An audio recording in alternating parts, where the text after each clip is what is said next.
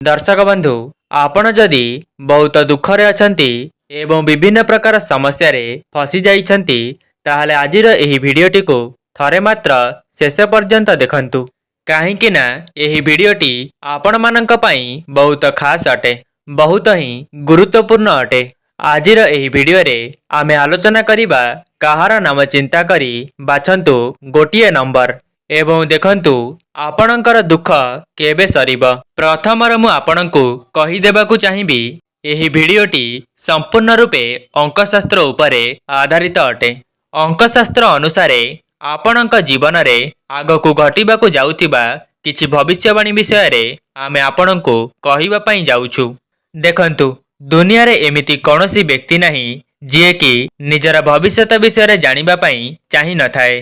सदा सर्वदा आम जीवन रे किछि एपरि घटी थाए जहाँकि आम जीवन रे हठात घटी थाए जहाँ पई आमे पूर्वरु प्रस्तुत न थाउ।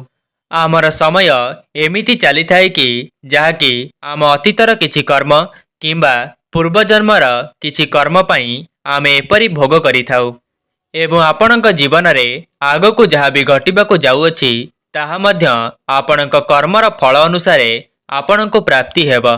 तेबे जहाँ तो घटिबार अछि ताहा तो निश्चित भाव रे घटिब। जदि आमे आगुआ किछि संकेत जानि परिबा तो आमे किछि मात्रा रे सचेतन रही परिबा। सेथि पई एही भिडियोटी आपण मानक पई बहुत उपयोगी अटे। आपण आपणकर फायदा निमंते एही भिडियोटी को शेष पर्यंत देखंतु। आपणक स्क्रीन उपरे तीनोटी नंबर दिया जाइछि, 1 नंबर 2 नंबर एवं 3 नंबर। एही 3 गोटी संख्या मध्यरु आपण माने कौनसी भी गोटिए संख्या को बाछंतु एवं जानंतु आपणक आगामी भविष्यत किपरि रहिब। वर्तमान समय आपणकर किपरि चलुछि एवं बहुत किछि गुप्त कथा एही भिडियो रे आपण जानि परिबे। आपण मानक पई 5 सेकेंड समय रहिछि। आपण एथि मध्यरु कौनसी भी गोटिए संख्या को बाछंतु जेउटी आपणको अधिक पसंद आसुछि सेही संख्याटी को बाछंतु। सेही संख्यार आधार रे आपण आपणक निजस्व जीवन विषय रे बहुत किछि जानिबाकु पाइबे एवं आपणक जीवन रे कौन सबु बड़ परिवर्तन आसीबाकु जाउछि एवं आपणकर दुख केबे सरीबाकु जाउछि। एहा पूर्वरु वीडियो को लाइक करी कमेंट बॉक्स रे आपणक प्रिय देवादेवींक नाम अवश्य लिखि दियंतु। तो एबे आसंतु जानिबा जदि आपण प्रथम संख्याटी को बाछिछंती किंबा 1 नंबर संख्याटी को बाछिछंती वर्तमान आपणकर खर्च बढ़ी जाइछि, आय ठारू अधिक व्यय हेबाकु लागुछि। आपण किछि पैसा को संचय करिबाकु चाहुचंती किंतु आपण सेपरि करि पारु नाहंती। कौनसी उपाय रे आपणक पाखरु धन खर्च होई जाउछि। आपण नाना व्यस्तता रे पड़ी छटपट हेउचंती। मनरे विभिन्न प्रकारर आशंका आसुछि एवं कार्य रे बहिर्भूत जोग देखा देउछि। मन को मन आपणक आपणर लोक माने आपणको छाड़ी दूर को चली जाउछंती। टिके टिके कथा पई आपणकर संपर्क भांगी जाउछि। आपण पूर्वरु जाहाको भल पाउथिले से वर्तमान आपणक ठारू दूरेई जाइछि। एपरि किछि समस्या आपणक निकटरे वर्तमान उपस्थित अछि। वर्तमान आपण बहुत समस्या देई गति करूछंती। तेबे जानि रखंतु कि यह आपणकर पूर्व दशार फल थिला। एही दशा पई आपण वर्तमान सर्वहरा होई जाइछंती किंतु ईश्वरंक कृपारु आपणकर सेमिति किछि बड़ अघटन होई नाही। आपण वर्तमान चिंता प्रकाश करंतु नाही। आपणकर खराब फल भोगिबार समय चली जाइछि एवं वर्तमान आपणको बहुत शुभाशुभ फल प्राप्त हेबाकु जाउछि। संतान सुख जस कीर्ति लाभ एवं कर्म क्षेत्र रे उन्नति आसीबाकु जाउछि। धन प्राप्ति जोग मध्य बनिबाकु जाउछि। धन को नहीं वर्तमान आपण चिंता करंतु नाही काहेकि ना धन को अर्जन करिबार समस्त दिग आपणको एबे जणा पड़ी जाइछि। आपण पूर्वरु जहाँ भी किछि समस्या रे थिले ताहा वर्तमान दूर होई जिवो। संतान को नहीं आपण पूर्वरु बहुत चिंता रे थिले। ईश्वरंक कृपारु संतान सुख मध्य एबे भोग करिबे। ଆପଣଙ୍କର ଯାହା ବି କିଛି ଅଯଥାରେ ଖର୍ଚ୍ଚ ହୋଇଯାଉଥିଲା ଏବେ ତାହା ଆଉ ଖର୍ଚ୍ଚ ହେବ ନାହିଁ। ଆପଣ କିଛି ପଇସା ମଧ୍ୟ ସଞ୍ଚୟ କରିପାରିବେ। ଆପଣଙ୍କର ଆର୍ଥିକ ପରିସ୍ଥିତିର ସମ୍ବଳ ନଥିଲା। ଆପଣଙ୍କ ଆର୍ଥିକ ପରିସ୍ଥିତି ଭଲ ନଥିଲା। ଏବେ ବର୍ତ୍ତମାନ ଆପଣଙ୍କର ଆର୍ଥିକ ପରିସ୍ଥିତିର ଉନ୍ନତି ନଥିଲା, ସେଥିରେ ମଧ୍ୟ ଉନ୍ନତି ହେବ। ଆପଣଙ୍କର ଆୟ ତୁଳନାରେ ବ୍ୟୟ କମ୍ ହୋଇଯିବ। ପାରିବାରିକ ସୁଖ ଆପଣଙ୍କୁ ପ୍ରାପ୍ତି ହେବ। ଏବଂ ଆପଣ ଗୋଟିଏ କଥା ମନେ ରଖନ୍ତୁ କି ବହୁତ ସହଜରେ ଆପଣ କାହାକୁ ବିଶ୍ୱାସ କରନ୍ତୁ ନାହିଁ। ଆପଣ ସଦାସର୍ବଦା ତର୍କର ସାହାଯ୍ୟ ନିଅନ୍ତୁ, ବିବେକର ସାହାଯ୍ୟ ନିଅନ୍ତୁ। ଯାହା ବି ନିଷ୍ପତ୍ତି ନେଉଛନ୍ତି ଭାବିଚିନ୍ତିକି ନିଅନ୍ତୁ। କାହାକୁ ଆଶାଠାରୁ ଅଧିକ ବିଶ୍ୱାସ କରନ୍ତୁ ନାହିଁ ଏବଂ କାହା କଥାରେ ବି ଭାସି ଯାଆନ୍ତୁ ନାହିଁ। ଦର୍ଶକ ବନ୍ଧୁ, ଯଦି ଆପଣ 1 ନମ୍ବର ସଂଖ୍ୟାଟିକୁ ବାଛିଥିଲେ ତାହେଲେ କମେଣ୍ଟ ବକ୍ସରେ 1 ଲେଖିଦିଅନ୍ତୁ। ଏବେ ଆସନ୍ତୁ ଜାଣିବା 2 ନମ୍ବର ସଂଖ୍ୟା ବିଷୟରେ। ଯେଉଁମାନେ 2 ନମ୍ବର ସଂଖ୍ୟାଟିକୁ ବାଛିଛନ୍ତି ସେମାନଙ୍କର ଭାଗ୍ୟ କ'ଣ କହୁଛି ଆସନ୍ତୁ ଜାଣିବା। ଦେଖନ୍ତୁ, ବର୍ତ୍ତମାନ ଆପଣଙ୍କର ସ୍ତ୍ରୀ ଲାଭର ଯୋଗ ଦେଖାଦେଉଛି। ମନର ସମସ୍ତ ଇଚ୍ଛା ବର୍ତ୍ତମାନ ପୂରଣ ହେବାକୁ ଯାଉଛି।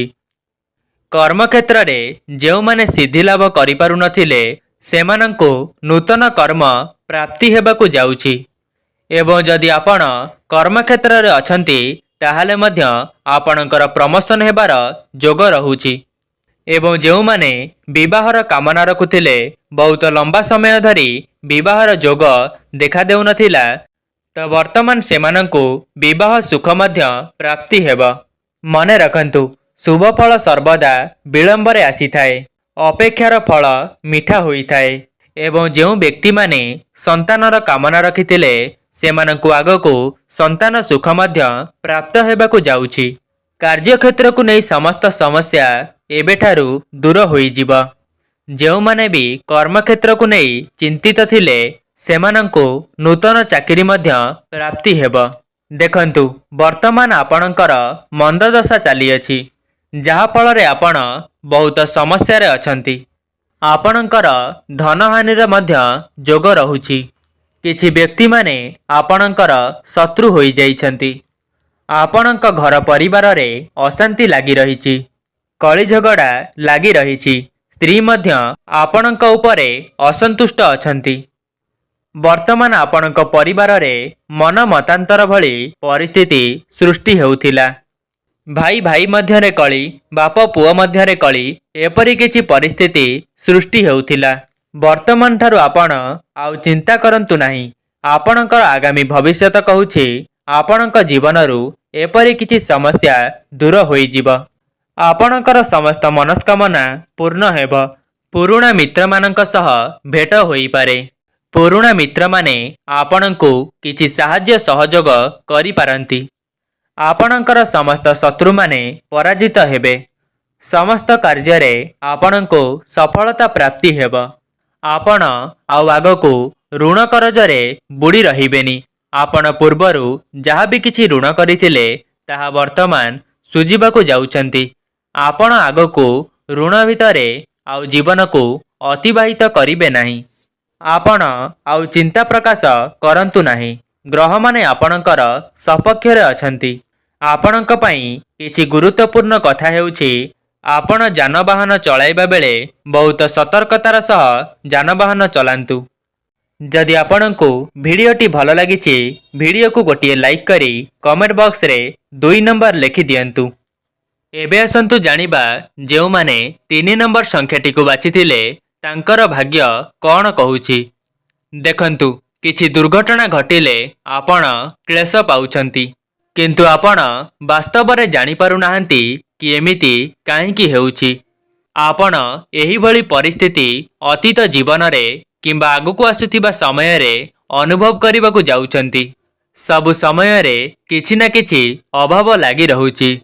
ଆପଣ ଯେତେ ବି ରୋଜଗାର କରୁଛନ୍ତି ତାହା ଖର୍ଚ୍ଚ ହୋଇଯାଉଛି। ପଇସା ଆପଣଙ୍କ ପାଖରେ ରହୁନାହିଁ। ଆପଣ ଯେତେ ଚିନ୍ତା କଲେ ମଧ୍ୟ ଆପଣଙ୍କୁ କୌଣସି ପ୍ରକାରର ଲାଭ ହେଉନାହିଁ।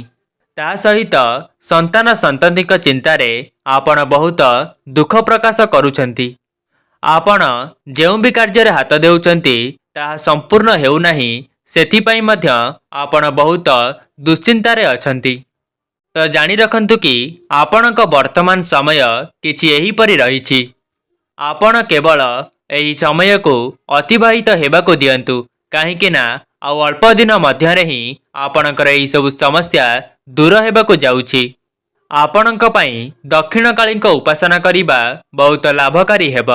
ଗୋଟିଏ କଥା ମନେ ରଖନ୍ତୁ କି ଆପଣ କାହାକୁ ବି ଅତି ସହଜରେ ବିଶ୍ୱାସ କରନ୍ତୁ ନାହିଁ। ଅଯଥାରେ ଆପଣଙ୍କର ଧନ ବ୍ୟୟ ହୋଇଯାଉଛି। ଗୁପ୍ତ ଶତ୍ରୁମାନେ ଆପଣଙ୍କର ଜାତ ହେଉଛନ୍ତି, ଯାହା ଆପଣଙ୍କର କ୍ଷତି କରିବାକୁ ଚେଷ୍ଟା କରୁଛନ୍ତି। ଆପଣଙ୍କର ବର୍ତ୍ତମାନ ଏପରି ସମୟ ଚାଲୁଛି କି ଯେଉଁ କାର୍ଯ୍ୟରେ ଆପଣ ହାତ ଦେଉଛନ୍ତି ସେହି କାର୍ଯ୍ୟରେ ଆପଣଙ୍କୁ ବିଫଳତା ଦେଖାଦେଉଛି।